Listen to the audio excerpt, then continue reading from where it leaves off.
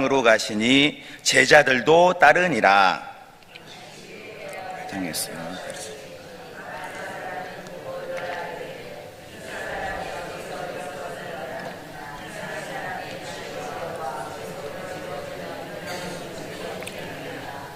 이 사람이 마리아의 아들 목수가 아니냐, 야고보와 요셉과 유다와 시몬의 형제가 아니냐, 그 누이들이 우리와 함께 여기 있지 아니하냐 하고 예수를 배척한지라.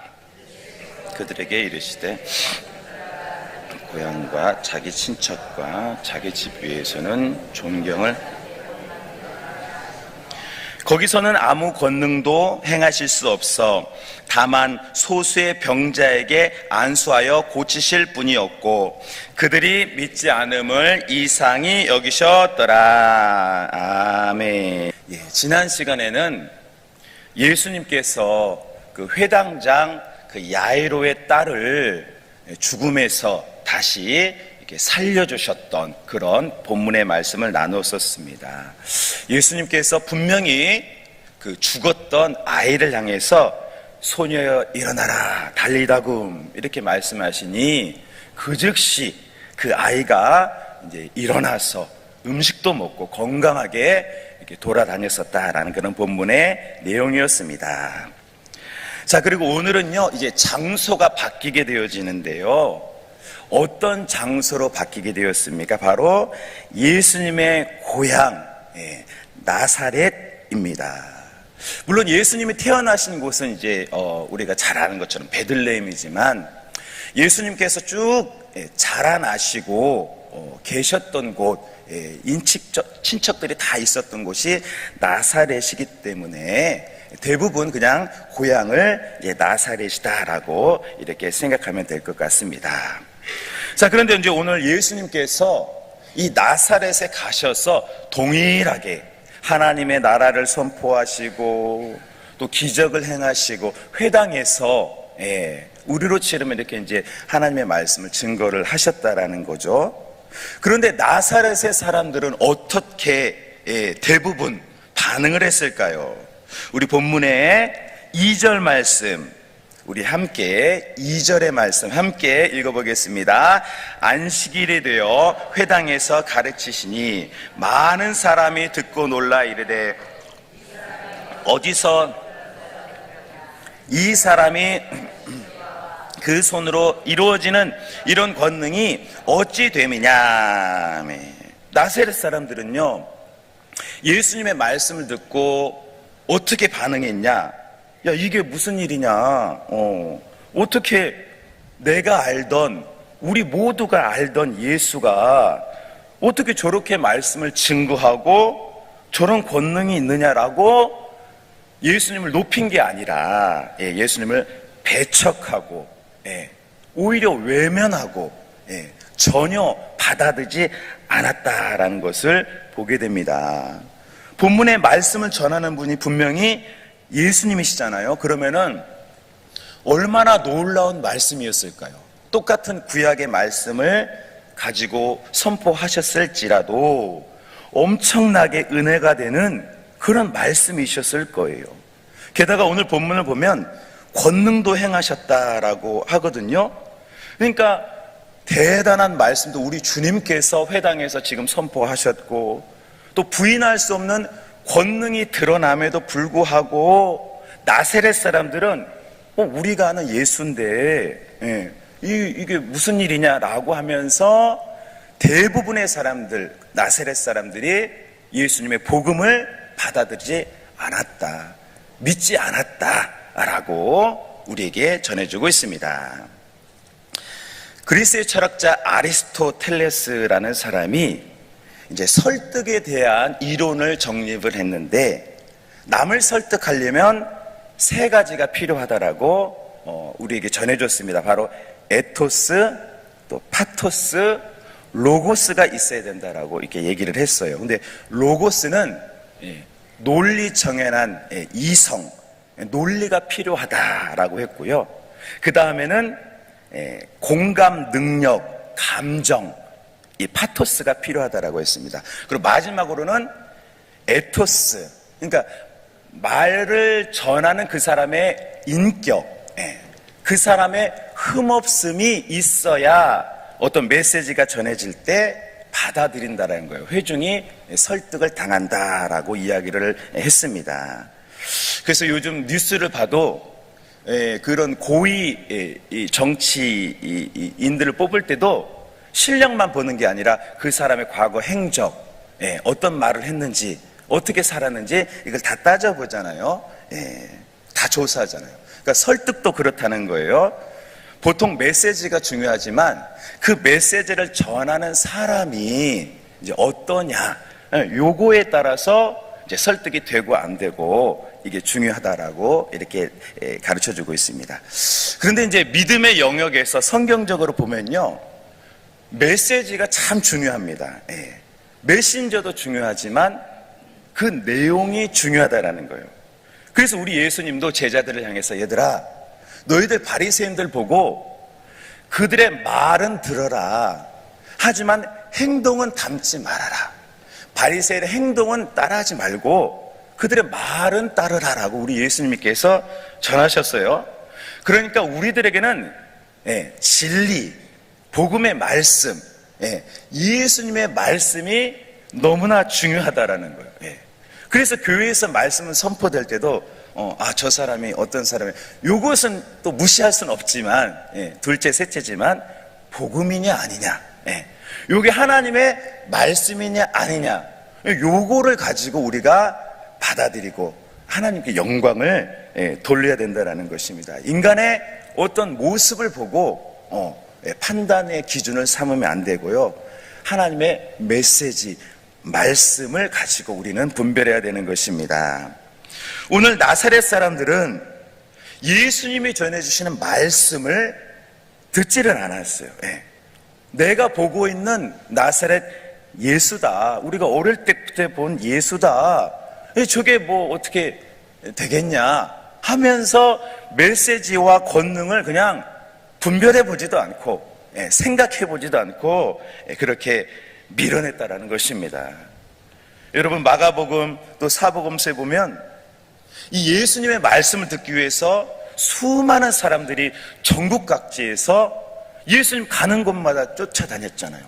심지어 뭐 거라사, 뭐 이방 사람들도 예수님이 계신 곳이라면 뭐 집이든 바닷가든 다 쫓아갔습니다. 그런데 나사렛의 대부분의 사람들은 내 생각, 내 감정, 내 개념을 가지고 예수님의 메시지를 듣고 넘어지고 오히려 배척하고 실수했다더라라고 우리에게 전해주고 있는 것이죠.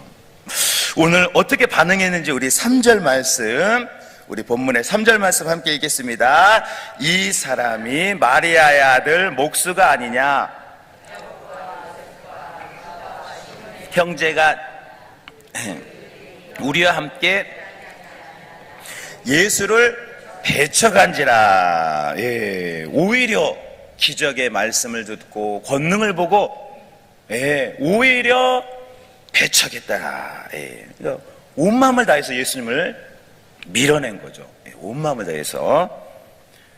복음을 듣게 되어지면 대체로 두 가지 반응이 있더라고요.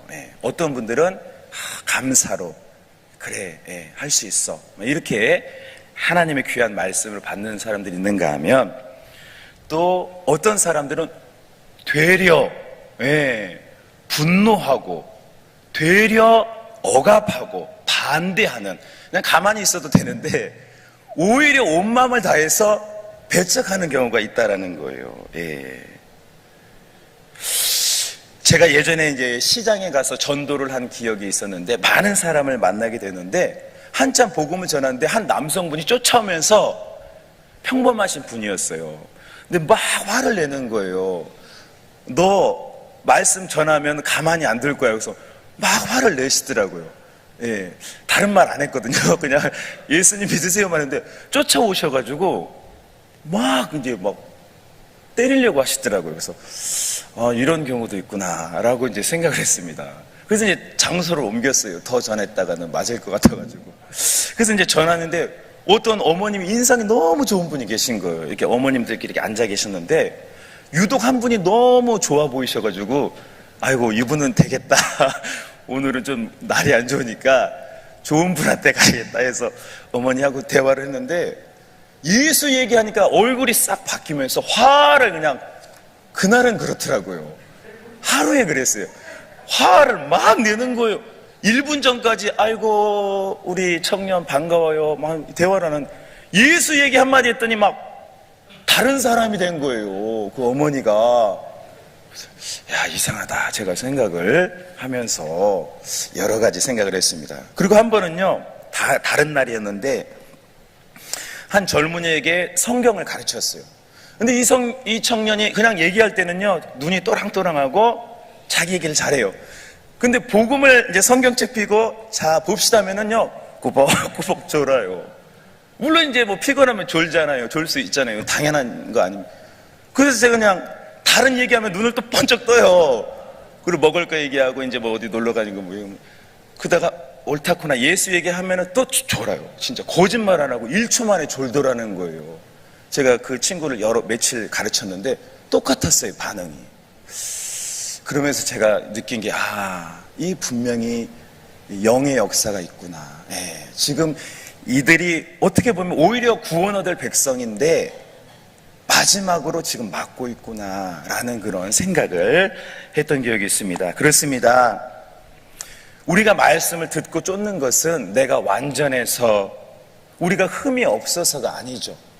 하나님의 은혜를 받았기 때문에 부드러운 마음으로 주님의 말씀을 경청하고 화답하고 반응하게 되어져 있습니다. 우리가 말씀을 지켜서 완전해서가 아니죠. 그런데 은혜를 모르는 사람들, 되려 자기 생각에 사로잡히고 세상을 쫓는 사람들은 가만히 있지 않더라는 거예요. 오히려 힘을 다해서 복음을 멸시하고 뜻과 정성을 다해서 배척하더라는 거예요. 시대마다 그렇다라는 것입니다. 그렇다면 어떤 사람들이 주님의 은혜 속에 거하게 됩니까? 오늘 본문의 5절, 6절 우리 함께 읽겠습니다. 거기서는 아무 권능도 행하실 수 없어 안수하여 고치실 그들이 믿지 않음을 이상히 여기셨더라. 이에 모든 촌에 가르치시더라. 그런데 그곳에서 소수의 사람들은 믿었다라는 거예요. 놀랍죠.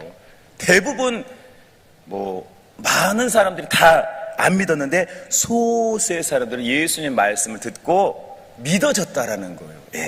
그래서 예수님께서 그 몇 사람에게만 권능을 행하셨다. 나사렛에서도 은혜 받은 구원 얻은 사람이 있었다라는 것입니다. 저 여러분들이 어떻게 예수님을 쫓고 은혜를 받았습니까? 복음을 듣고 누가 전해줬든 어느 교회를 다녔든 십자가 사건을 받아들임으로만 우리는 하나님의 자녀가 되어졌습니다.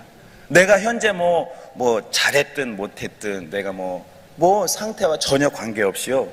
예수님의 십자가 사실이 믿어졌기 때문에 내 공로로 안 되죠. 하나님의 은혜로 우리가 하나님의 말씀을 듣고 따르는 것이 아닙니까? 그래서 저와 여러분들이 변함없이 예비하고 영광 드린 줄 믿습니다. 사복음서에는 예수님의 많은 기적과 말씀이 있죠.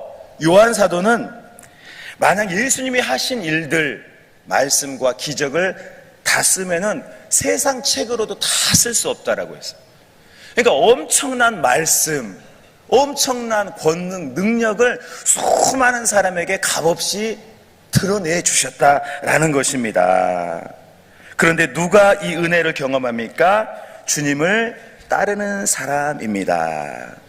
어떤 환경일지라도 어떤 조건 속에서도 예수님을 믿는 사람, 그 은혜 속에 있는 사람은 주님이 지금 이 시대에도 주고 더 큰 능력 주신다라는 것입니다. 저와 여러분들이 이 시험 많은 세상 속에서 하나님의 말씀을 기준으로 여전히 은혜 받은 자녀로서 그 말씀만을 따르는 복의 사람들 되기를 소망합니다. 오늘 소수의 사람들, 많은 사람들이 예수님을 배척했지만 소수의 사람들이 예수님을 쫓아서 은혜 받은 것처럼 우리들도 주님의 메시지, 복음만을 바라고 모든 담을 뛰어넘으시는 저와 여러분 우리 모두가 되시기를 주님의 이름으로 축복해 드립니다. 아멘. 기도하겠습니다.